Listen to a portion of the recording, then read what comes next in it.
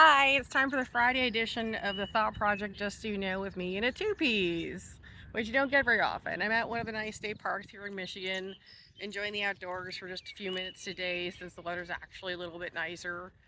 And thought, why not shoot it in a two-piece and talk about some actual economic issues for the show. And yes, I will sing at the end of the show, but this one just stands without the opening music and me dancing around. So there's been a number of employment labor articles released recently, and I've just been looking at the research. And you can go to the Department of Labor for all this stuff if you want yourself. But apparently, employee productivity dropped 2.7% in the first quarter of 2023. That was for LinkedIn News, actually.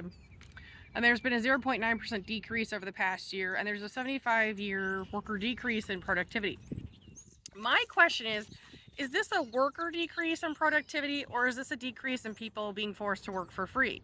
Because I went, as many people know, through a large part of my career on projects and not getting paid, and it was all forced labor, and I was never actually allowed to be given any payment.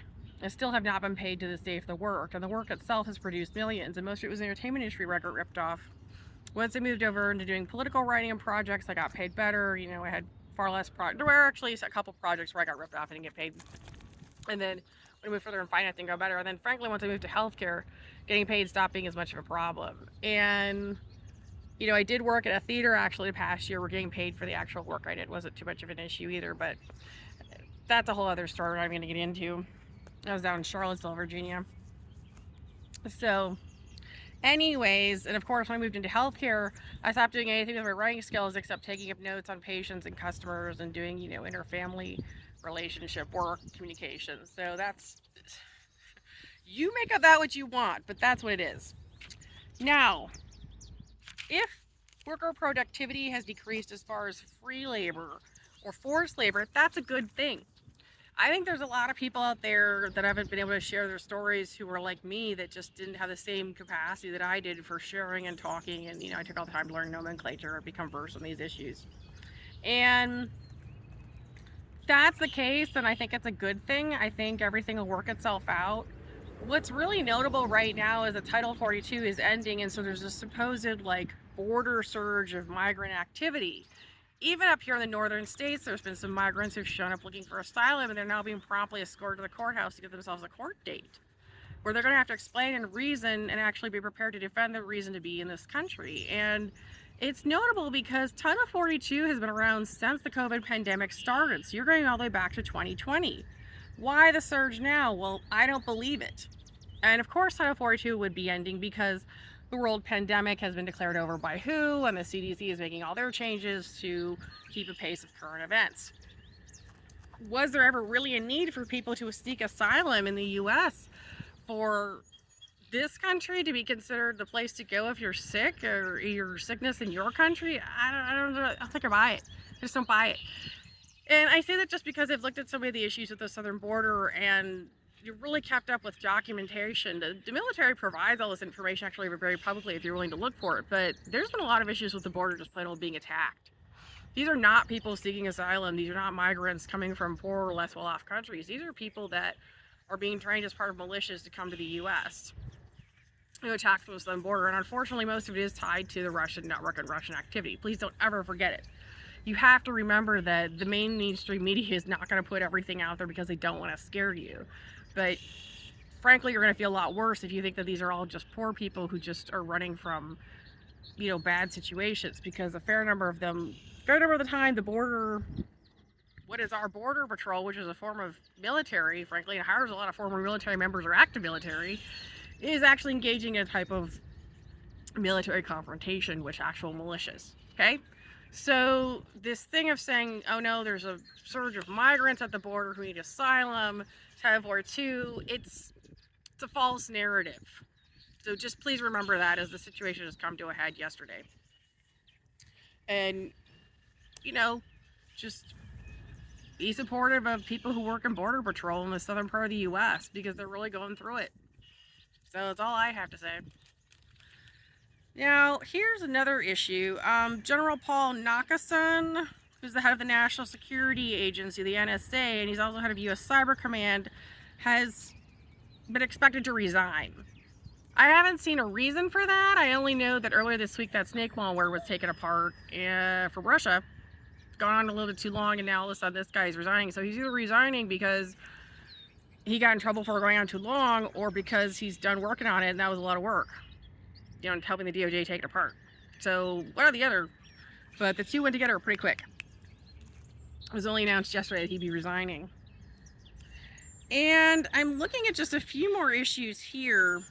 So a lot of people have asked me, you know, with the issues that I dealt with, the entertainment industry and not getting paid for my work, what was one of the holdups when I talked to people who did care? Well, one of the holdups was that, first of all, I couldn't get representation in the union, and there was an actual agreement with one of the guys at the big agency that seems to have the most problems. And the agency itself has addressed their own internal issues, which would be nice if they would actually do that. But there was an agreement with him and some of the people in the unions for those people to get credit for other writers or other creatives' work, or even other actors to get credit for somebody else's acting work. And it was because of their relationship to Russia. And this is the U.S. There's no big room for somebody to engage in that kind of bizarre, sort of backwards, it's not really racism, but it's like an ethnocentrism towards a specific nationality within the U.S. and an act of independent or even, you know, counter to the U.S. government nation building within the U.S. It really was a period of time where we were struggling with people coming here from Russia and wanting to set up their own nation states within the U.S. and using totally different groups that you would not even expect to do that. So please never be confused about any of that. And I know for a fact that a friend of my work was credited to people of Russian ancestry who were living and working in the U.S., but who were actually antithetical to the U.S. government. So that's where it becomes even more crazy.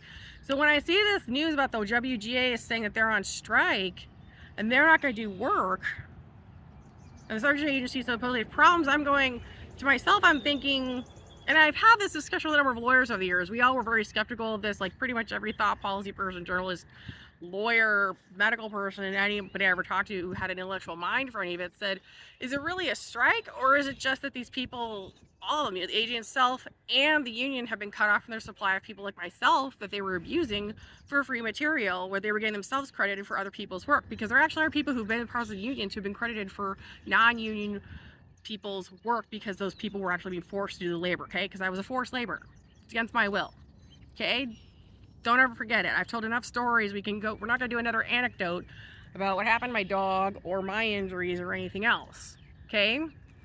You just got to know it. You got to follow the thought project and know it. But that's one thing I would consider. Is this really a union strike, or is it just a bunch of people trying to CYB it now? A little late, right? And it all plays together really strangely with this sort of snake malware being stopped from Russia, so they can't steal as much material, and the union wants to claim they have a strike, and the agency saying, oh, you know, if we're going to produce the work, well, I don't know. Maybe it's time to close up shop. It's time to go do something else, you know? Because this thing has been going on for most of my life, and I don't think it's going to stop. Putin really is going to be defeated with his attempts on Ukraine. The snake malware was stopped. The entire network is coming apart. And for those of us who had to live through it or were damaged by it, it's fantastic times. But for anyone who actually benefited from it, pretty tough times, right? Pretty tough times. And with that, I think I'm kind of done with the show for today, because this is really just one of those funnier shows that I do in a two-piece just to get my point across. And I hope everyone enjoys it. Happy Friday. Have a good weekend. Let's talk about Charlottesville for a little bit. What I found living in Charlottesville was that there was a huge number of people who were engaged in criminal activity and had already been busted up in the DC area but never really caught, who were coming down to Charlottesville and committing crimes. And the area became increasingly unstable and dangerous. And it wasn't just there were shootings at UVA, as you saw back in the fall in the national news. There were shootings all the time. And it got to the point where the national news wasn't even bothering to cover it. And so there would literally be days where we would get alerts on the radio stations, local radio stations, to just stay away from certain hotels or other places in order for us to be safe. And, you know, it was just, oh, hey, you know, don't go by Red Roof Inn today, there's a shooting again, or there's an active shooter. This stuff didn't make the national news because it was too common. It was becoming every day there. And, you know, my dog and I left last month. I have no idea if I'll go back or not, but the reality is that the area was just simply too unstable to even try staying in or even look for housing anymore. And I was told very frankly by somebody at the mall when I was over there for a little bit, just talking to people like I do, that He didn't see them actually taking care of people who were losing housing or having issues or instability. There were a lot of immigrants or migrants or maybe illegals in the area. And the criminal situation was just really out of control. And it was really obvious the police were losing control of it, frankly. So it's a state that's just in chaos. And it's disturbing because it is around DC, which is the nation's capital. Now, is the U.S. centered in DC? Actually, it's not. One of the benefits of the U.S. government system is that it is not centralized. So it's actually really hard to just simply take us over. But did I see more than enough Russian activity in Charlottesville that led me to believe that there was, that those Nazi, so-called Nazi events in the past and all that? Mm-mm.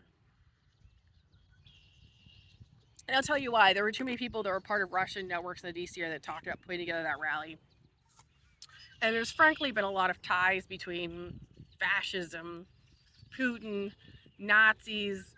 Nazis today don't look like the Nazis of the past. And they can, look very, very different in today's world. Please be aware. And that's all I really have to say about it, is that Charlottesville was very lovely, but I could see the situation was turning really unstable there pretty quickly. And as far as songs, I think I'm just gonna sing you a couple lines and we'll just like call it a day, right? Because I kind of figured the whole point of this show was me like hanging out like this, woo, pretending like I'm a 1940s bombshell. So, oh, and here's hope. Here,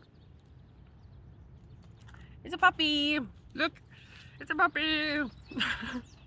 Yeah. Okay. So I don't have much better than to get than that, guys. You got girls. You got me in a two-piece and a puppy. So, anyways, song. What song should I do for you today?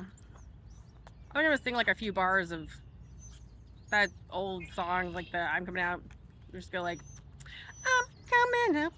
I want the world to know. I'm gonna let it show. I'm coming up. I got the world to know. I'm gonna let it show." Da, da. And by the way, I have to announce I made it to the top 10, not just the top 20, but the top 10 so far in my division of the Hers Magazine competition for Miss Health and Fitness 2023. So thank you to all that voted. Thank you all have been supportive. I'm actually in the top 10, not even just the top 20 right now. So I will be advancing forward, and I hope you will continue to vote and be supportive of me in my platform. As I said in my last show, I'm really just happy to participate, happy to be included.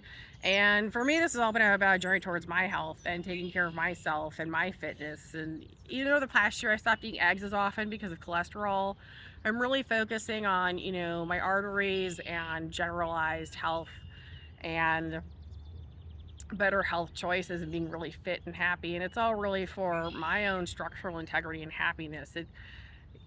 Am I on the market for a dude or a husband? No. Do I want to have kids? No. What do I want to do? I want to be healthy and fit. That's what I really want to do. And work on me in my life. And that's a lot of my platform, is people being resilient, coming back from everything and moving forward with their lives and their personalized goals, and continue to develop themselves and coming back from injuries throughout their lifespan. So thank you so much for supporting me so far on my platform. You have no idea how important or how big all of this is, and all of you really do matter. So thank you so much.